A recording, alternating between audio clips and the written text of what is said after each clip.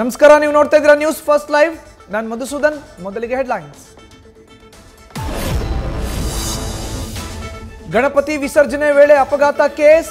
Bike ಗುದ್ದಿದ್ದಕ್ಕೆ ಭಯದಲ್ಲಿ ಮೆರವಣಿಗೆ ಸಾಗ್ತಿದ್ದ ಬಲಭಾಗಕ್ಕೆ ಲಾರಿ ತಿರುಗಿಸಿದ್ನ ಚಾಲಕ. ಹಲವು ಆಯಾಮಗಳಲ್ಲಿ ಮುಂದುವರೆದಿದೆ ಗೋರೂರು ಪೊಲೀಸರ ತನಿಖೆ. 9 ಮೃತದೇಹಗಳು ಕುಟುಂಬಸ್ಥರಿಗೆ ಹಸ್ತಾಂತರ. 16 ಜನರಿಗೆ ಹಾಸನ ಜಿಲ್ಲಾಸ್ಪತ್ರೆಯಲ್ಲಿ ಮುಂದುವರೆದ ಚಿಕಿತ್ಸೆ. 3 ಸ್ಥಿತಿ ಗಂಭೀರ, ಐಸಿಯುನಲ್ಲಿ ಟ್ರೀಟ್ಮೆಂಟ್.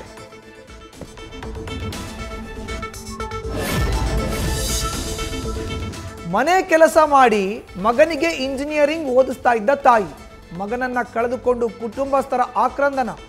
ಹಾಸನದಲ್ಲಿ ಮೃತಪಟ್ಟ ಬಳ್ಳಾರಿ ಪ್ರವೀಣ್ ಮನೆಯಲ್ಲಿ ಕಟ್ಟೆಯೊಡೆದ ದುಃಖ.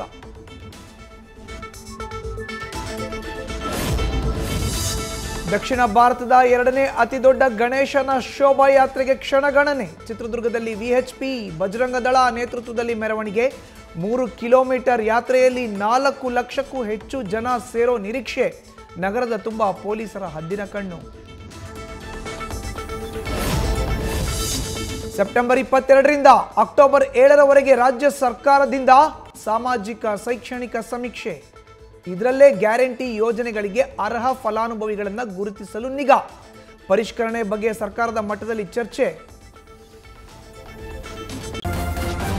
ನ್ಯೂಸ್ ಫಸ್ಟ್, ನಿರ್ಭೀತಿಯಿಂದ ನಿಮ್ಮ ಪರವಾಗಿ.